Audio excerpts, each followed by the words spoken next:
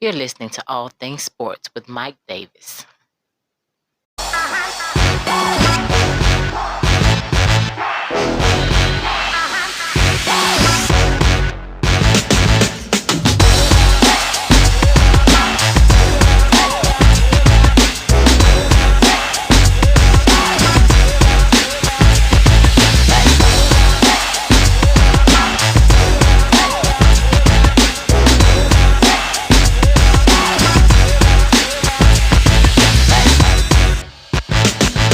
Hey, what's up, everybody? Thank you for joining me on another podcast of All Things Sports with Mike Davis.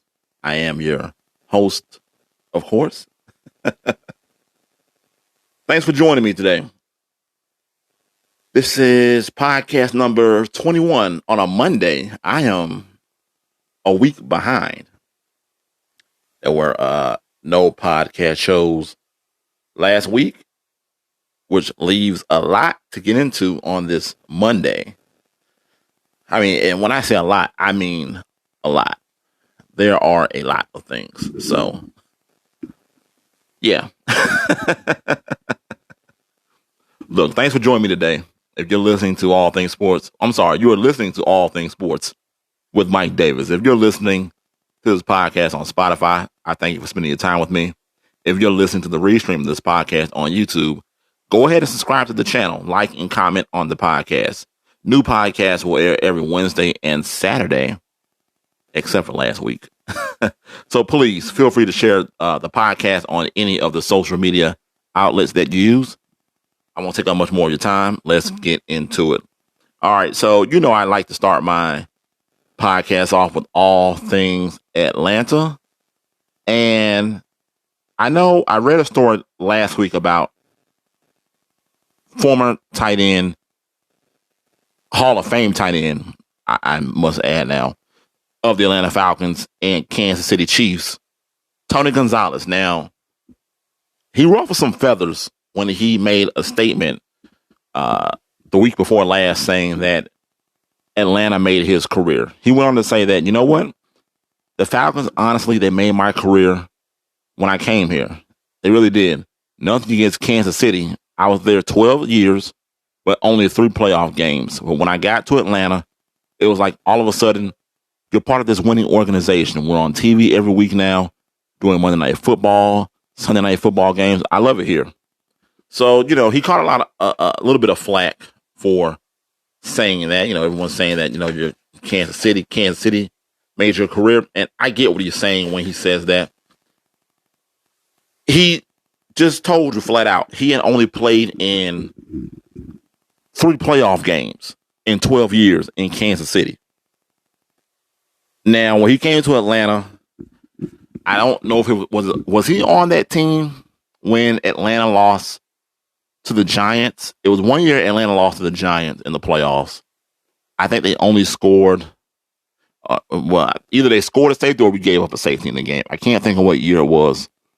I know he was here for I think it was 2012 when we started the year off 10-0. And we lost to San Francisco in the NFC Championship game. So he had played it in such short time. He had actually played in quite a few playoff games with the Falcons. So I get what he's saying. How many people remember Tony Gonzalez? Remember what he looks like in a Kansas City Chiefs uniform? Just be honest with yourself. Not many people, unless you go to YouTube or you Google it, you don't really remember what Gonzalez looked like in a Chiefs uniform. But you vividly remember him in an Atlanta Falcons uniform. Look, I don't think it's something that people should be getting all riled about, upset about. At the end of the day, I get what he's saying. He had more team success in Atlanta. Yeah, we know he made his career in KC. KC is where he became, the greatest tight end of all time. But it seems to me is that he didn't start really having fun playing football. I mean, he had fun, obviously, but he really didn't enjoy it per se, for lack of a better word, until he got to Atlanta, a winning situation. Until I won't even say Atlanta. I think if he just got to a winning situation, he would have been much more happier. And I think that he feels bad that he wasted those years in Kansas City. It's like Kevin Garnett. Remember when Kevin Garnett was so loyal to the Minnesota Timberwolves that he wouldn't waive his no trade clause so he can go to another team and get a title. The T-Wolves they basically had to talk him into being traded to a winning situation. Now, he loved it when he got to Boston. And I think Tony Gonzalez is kind of in that mix, you know. But I'm not going to lie. It sounds like, to me, it almost sounds like he wish he wasn't a Kansas City Chief, because that's what you're going to remember him with. Kansas City more so than Atlanta.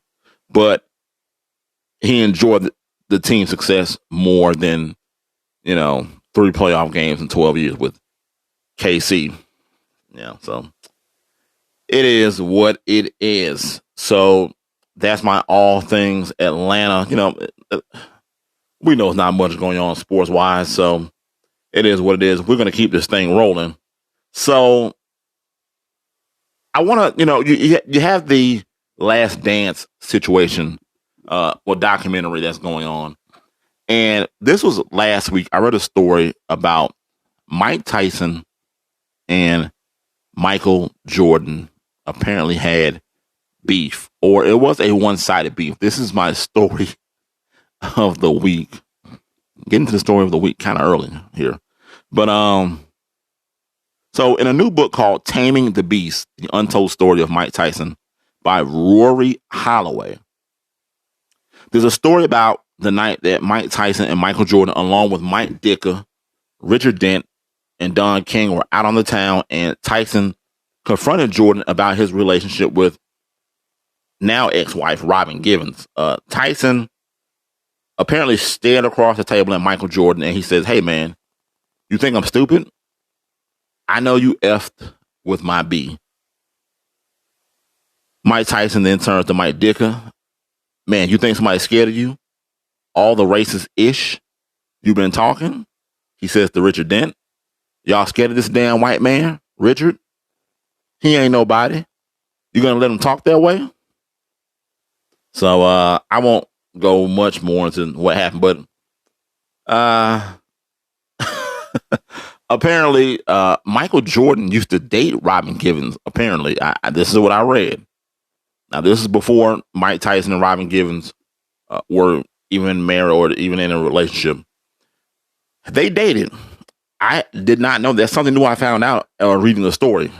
And this is maybe, Iron Mike has some insecurities about their previous relationship, being that Jordan and Givens had dated. I would have loved to have been a fly on the wall at that party that they were at to see what actually took place. Now, my thing is, when I read the story, it pretty much said Michael Jordan wasn't going to fight anybody. But why didn't he fight? I mean, we're seeing in the documentary that he likes to fight. He likes pushing people's buttons. I mean, he's picking on Steve Kerr and Scott Burrell in practice. Yeah. He could have gotten in right there. Right then and there, he could have gotten in. But let's be real. No one's fighting Mike Tyson. I'm not fighting Mike Tyson. So no. And the idiots who have fought Mike Tyson, they quickly learn that they were idiots, like in the street. I remember there was one, I don't remember when it was. I was a kid. I was younger. And I remember seeing a video of Mike Tyson fighting some guys outside of an elevator. Like, who in their right mind is going to fight a professional boxer? This is like when T.I. called himself confronting Floyd Mayweather. After it was assumed Floyd had slept with T.I.'s wife. Look, I'm not mad at T.I., going to defend his marriage. Any man would. But be careful. You understand? These boxers, they take hits for a living. Your little punch that you throw in there for that 30-second fight is not going to phase these guys. This is what these guys do. They get punched all the time. That's nothing to them. What a regular civilian would throw. So. And I'm going to be honest with you about this. I kind of think Mike Dicker has a little bit of racism in him myself. Look, I remember doing the whole Colin Kaepernick thing, and I know that situation rubbed a lot of people the wrong way. Well, I won't even say a lot of people. It rubbed white people the wrong way. It rubbed white America the wrong way. Now, there were some points that I understood and I got. There were some points where I was like, you're just being racist, you're being funny. So, Mike Dicker, I don't remember what he said, and I didn't care to go back and look up what he said about Kaepernick, because I'm starting to change my stance on Kaepernick myself. But there was something that he said about Kaepernick at the time when the whole kneeling situation was going on that it rubbed me the wrong way. And you have those trigger words, or that say and make it, things that make it go CC Music Factory. I wonder if there's some kids out there might be listening to the podcast who have no idea who CC Music Factory is. Well, we won't go into that right now, but things that make you go, look it up. And that was one of those situations with Mike Dicker. And it was, like I said, I don't remember exactly what it was, but he said something about Kaepernick that rubbed me the wrong way at the time. And I don't know, I think Mike has a little bit in him. And I could be wrong. I could be wrong. I'm just saying. I'm just speaking what I feel. My opinion. That's all I'm saying. All right, let's move on to some other news, other things. NCAA. They're pretty much saying no fall sports right now. As of right now, there are no fall sports. So the NCAA president says that there's no fall sports if campuses are online only. So Collegiate Athletic Association President Mark Emmert said 2 Fridays ago that he doesn't expect college sporting events will take place this fall if students don't return to campuses around the country. Now, college athletes are college students, and you can't have college sports if you don't have college campuses open and having students on them, said Emmert. You don't want to ever put student athletes at greater risk than the rest of the student body. Emmert also said that he anticipates colleges will resume sporting events at different times, and this could mean shorter schedules that could impact postseason selections. Now, I will be honest with you here again. I'm very shocked and surprised that the NCAA is saying no fall sports as of right now. That could change. It's not written in stone. There's not going to be any fall sports because things could change, once July and August get here. But that is surprising coming from the NCAA, being that they were pretty much the last sports leagues to cancel anything. The NFL, they had stopped, going to see workouts, and they put a halt on that, and you can only video chat pretty much with players. The NBA canceled this, well, not canceled, but postponed this season. Same with MLB, baseball. And the NCAA was back like, now we got some more money to make. We got some money to make, so we're going to do this thing. And remember, the Big East tournament was halted at halftime because of how hungry that machine is for money. Remember, there was a Big East tournament going on at Madison Square Garden. While all other leagues had shut down. But nah, not the NCAA. Not them. So they actually had to halt it at halftime. So, and I could be wrong because I it might not be the NCAA's call because not the SEC, the ACC didn't even hold its conference tournament. I believe they just named Florida State the champions of the conference, being that they had I don't know if it was the best overall record or the best conference record. I'm assuming it's the best overall record. But I say conference records because, with college sports, conference records carry a lot of weight when it comes to ranking teams and all that. So that very well surprised me that the NCAA is saying possibly, no fall sports. None whatsoever. So now just a minute ago I was talking about the Last Dance and I wasn't talking about, I just mentioned it, talking about Michael Jordan, but there's another documentary that's coming to ESPN very soon.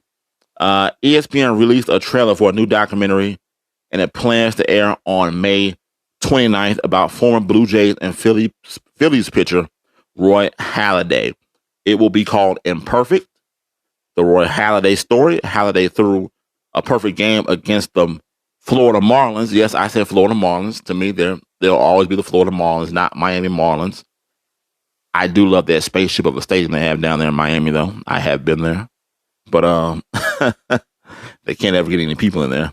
Halladay threw a perfect game against the Marlins on May 29th in 2010, which is the reason for the release date of May 29th this year. Now, it's noted that Halladay became addicted to prescription painkiller drugs. Halladay finished his career with 203 wins. He was elected into the Hall of Fame in 2019. He was an 8-time All-Star and a 2-time Cy Young winner. So, being that, it's nothing really going on sports-wise, I will eventually watch the documentary. It's not too many bros out there that's baseball fans. I'm one of the few. Me and my brothers are one of the few bros that like stickball, as my one of my homeboys call it. But I love baseball. Now, I'm probably not going to watch it when it first releases, but I will eventually watch the documentary about Halladay. And, just reading about the situation, we all know that he unfortunately, tragically killed himself, not on purpose, in a aviation accident as he was performing stunts and tricks with a private plane of his. And, it came out that, he might have been addicted to some prescription drugs. And, I believe his wife had noted that. She had noticed some things changing. And I read his father had noticed some things too. And it's just a sad situation. I read that he had enrolled in some type of home treatment to get himself off of those prescription drugs. But Roy Halladay, one of the better pitchers of recent times, has a documentary that will be on ESPN on May 29th. So on that note, I'm just giving you little tidbits of things, little stories here and there. I am going to take a break. This is podcast number 21 of All Things Sports with Mike Davis. I'll take a break here, and I'm going to catch you on the other side.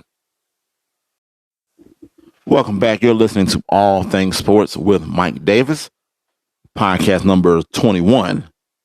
Glad you can join me on this Monday here. I am running behind on a lot of these stories. Just giving my thoughts and opinions. Not much going on sports-wise, as we all know, due to the COVID-19 situation. So more of just a lot of sports stories and little things going on here and there this week. So I'm going to stick with the NBA here. And, it's come out that what is Kevin Durant planning to do if the NBA season does resume? So the Nets have determined to let the 4-time scoring champion rest until next season rather than risk re-injuring his right Achilles tendon.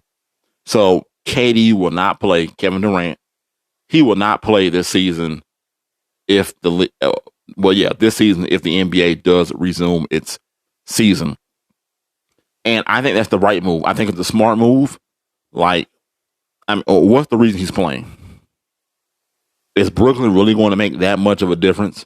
If you bring in a guy who hasn't played ball and I don't know how long it's been, and he has to get his legs and his feet under him, and plus Kyrie Irving, I believe, Kyrie was out at the time when the season, had postponed. I believe he was saying he was done for the year.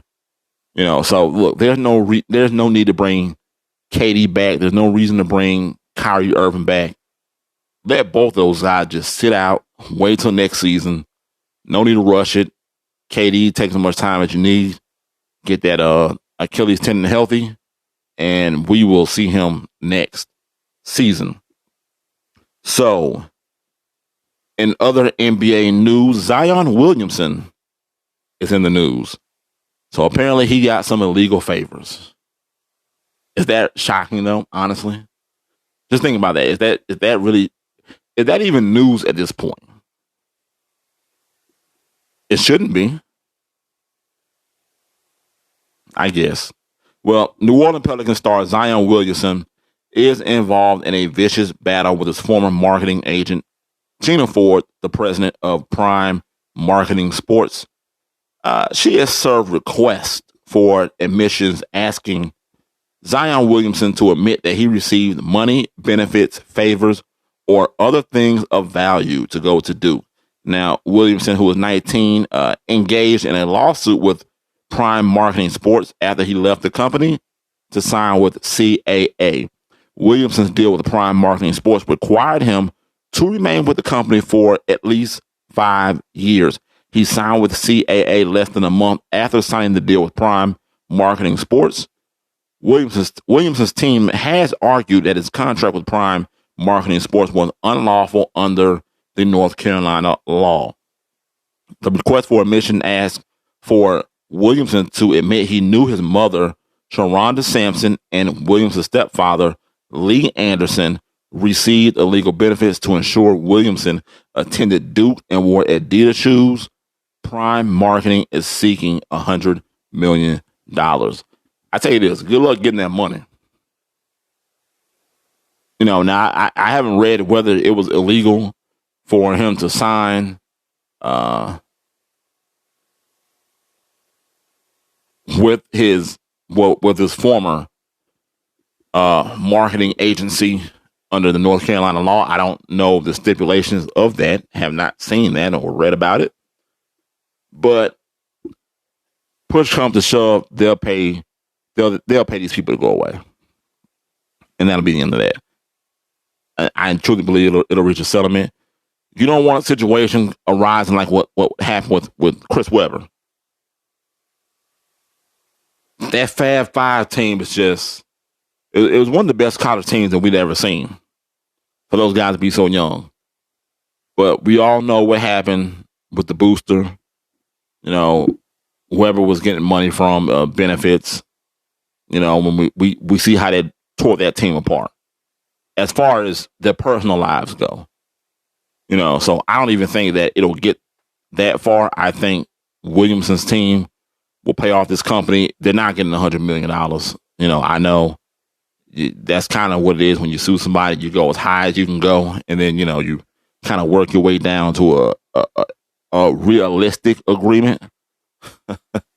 So I don't think it'll reach trial. They'll go to court. They'll settle it. They don't want Zion tarnishing his image so early on. And that will pretty much be the end of that. You won't hear much more about that situation. But at this point, like I said, I hate how they hold these college players hostage and say, "Oh well, if you don't do this for me, then I'll tell you receive proper improper benefits from boosters or from teams or whatever." I'm not a fan of Coach K at all or that Duke program. I think they do some shady stuff and they just get away with it. They're better than other people at it. I can't prove it, but it's college sports. Everybody's getting paid. Everybody. Now, I know somebody, and it's gonna sound crazy the way I'm going with it. I know somebody who knows somebody firsthand that played Division I ball, and they were getting paid under the table. I would be getting paid. I mean, why? I'm just saying, is it fair that these the guys over the NCAA and they're getting paid and living in these luxury houses, and the coaches are getting paid? Everyone's getting paid, but the players. The players are the one putting their bodies on the line every day, and they receive pretty much little to nothing. Don't give me that. Oh well, it was he's getting a free education. Get out of here with that nonsense. Get out of here with that. I'll be real with you. The education system is one of the biggest scams in America. Now, I do understand that you need an education for certain things. You want to be a doctor, you want to be a teacher, you want to be a lawyer. Yeah, you need an education. There's a lot of reading going into that. A lot of reading and doing, especially with a doctor. If you have a doctor, you want somebody who has more experience, and it's someone with more experience on top of that experience with more experience and knowledge. Okay, that you are trusting your health with. So I get it. But outside those few things, the education system is a joke. It really is. So what needs to be taught isn't taught. You have people that go to college and waste this money, all this money. People are, you go to college and you get married. Let's say you do all this by the time you're 25, 26 years old. You can really go to college, get married, get a car, get a house. You're $300 in debt. Unless you come from a well-to-do family, that's paying that stuff off. You're like $300,000 in debt. You're paying back student loans. You're paying on a house. You're paying a car note. It's just a circle of debt. I'm not big on college unless you really need it for the profession that you plan on going into. A lot of kids go to school and don't even go into what they got a degree for. I think, and this is just me talking, I think college is a waste of time. It's a waste of time until you know exactly what you really want to do with yourself. I'm not for going to college right after high school. I mean, I know some people that's done it, and it's one big party. And there's nothing wrong with that. There's nothing wrong with it. If you know what you want to do and you have your sights set on that, go to school. Get your degree so you can better yourself. But you have so many people that do that and get themselves in debt, and they don't even like doing, what they're majoring in, what they're getting their degree for. They want no parts of it.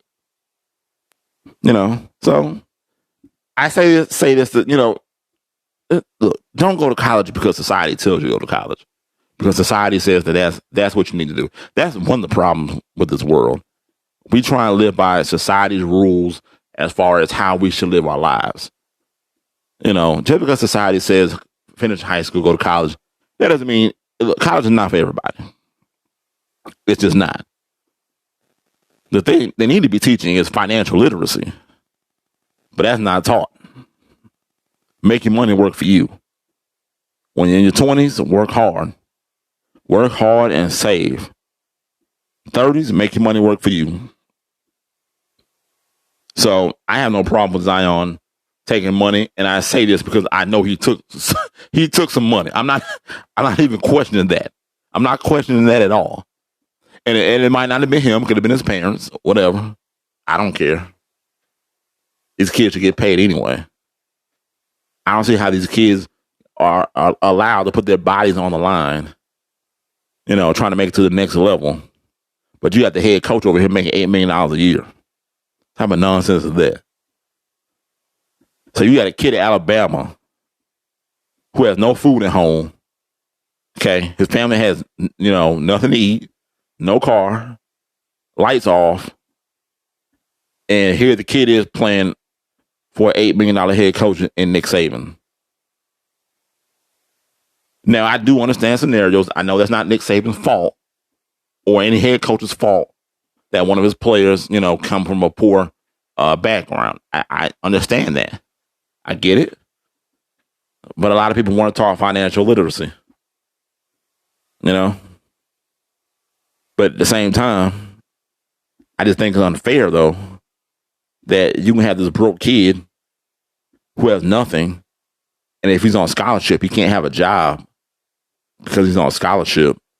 So it's hard for him to feed himself, but he can go play for an $8 million man. Somebody explain the logic to me in that. I don't see it. So yeah, I know Zion took money. I don't care. I wish he took as much. I hope he took as much as he can take. Get all your money. But look, this lawsuit won't see the light of day. They'll pay these people off. They're going with the business. Gina Ford is salty, who was the president of his former agency. They'll pay them off, and that will be that. All right, so I want to turn it over to. Well, before I get into this story, I just want those little tidbit out there. Did anybody see the video where Mike Tyson is training, and he says he's back? So Mike Tyson apparently is trying to get back to the ring. Now, there's no way he's going to fight these younger dudes. I've admitted before, I'm not that into boxing as far as knowledge-wise. But one knowledge that I do know is that a man in his 50s, okay, I get he's training, he's a former boxer. He's not coming in and fighting these younger guys and not coming. And maybe he can. Maybe he can. Maybe it's a part of boxing. I don't know. But I just don't see it. Even with Deontay Wilder, I don't see Tyson knocking him out. Not now. If this was 20 years ago, probably so, yeah. But not now. But Holyfield has also come out and said that he wouldn't mind a rematch with Mike Tyson. So apparently they're trying to get something drawn up for a Holyfield-Tyson 3. If that happens, do you want to see it? I want to see it. I won't lie to you. I wouldn't mind seeing it. I know the heavyweights aren't what it used to be. I know that much about boxing. I have no problem saying, look, old man against old man. Look, it's no advantages on either side. May the best gray hair win. So I'm just saying, just be on the lookout for that. It might be a Tyson Holyfield 3. It might be another ear bitten off. You never know. So, yeah. All right. So before I close this podcast, I wanted to touch on something else. Like I said, this pretty much just been a story-worthy podcast. No real sports for reals going on. So, Jay Cutler. Now, I don't know his wife's name, but Jay Cutler is in the news because of his divorce. Now, we all know that Jay Cutler, the former Denver Bronco, ex-Bear, ex-Miami Dolphin, probably one of the laziest quarterbacks you've ever seen in your life. Well, I might have to take that back. I might be going to go buy a Jay Cutler jersey very soon. Matter of fact, I think I will buy a Jay Cutler jersey. So recently, he stopped his soon-to-be ex-wife from buying a house. Now, they're divorcing. She wants full custody. of their kids, and she's independent. She called him lazy and whatever, no ambition, whatever else she said. So you want to be independent with Jay Cutler's money. So Jay Cutler froze his bank accounts and told his soon-to-be ex-wife to get a job. Somebody give this man a round of applause, please. Yes, shout out to you, Jay Cutler. I never rooted for you a day in my life. My brother's a Bears fan, so I'm pretty sure he rooted for you. But the Davis boys, Mike Davis and my brothers, we are rooting for you in this situation. I can't stand when a woman says she's independent, but she's independent on another man's money. Ma'am, have a seat, please. Please have a seat.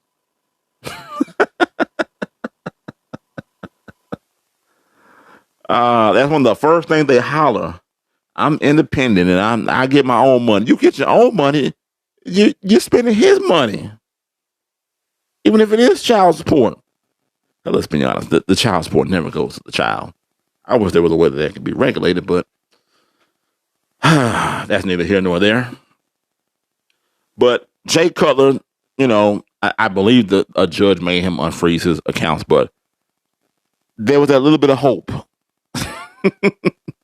when he froze his bank accounts, and all of us guys who have been divorced and railroaded to some degree stood up and we applauded, and we were in Jay Cutler's corner. Jay,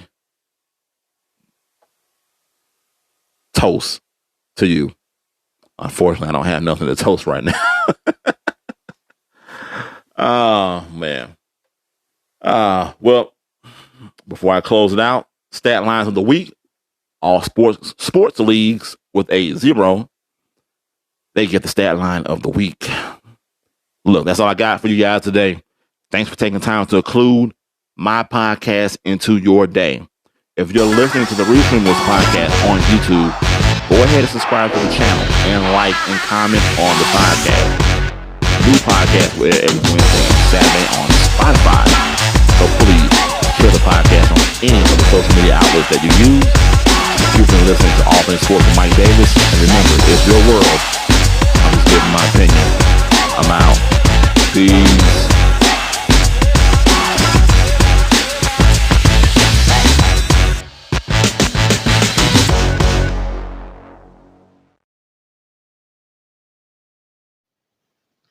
You're listening to All Things Sports with Mike Davis.